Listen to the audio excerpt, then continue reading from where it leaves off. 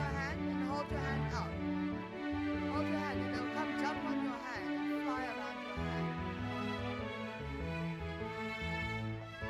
That's scaring them. Don't scare them. Just hold your hand out like this. You see, put your hand like this and they come to you. You see? Hold your hand out.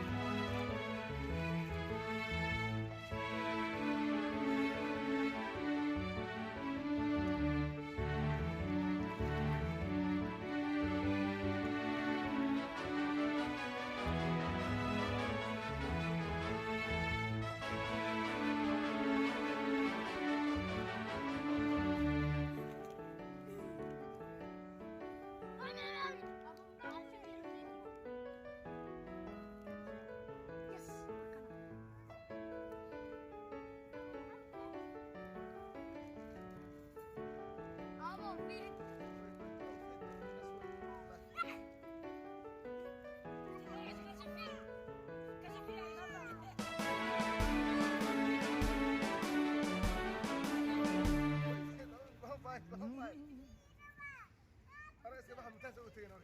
Sekarang kita sudah tengok.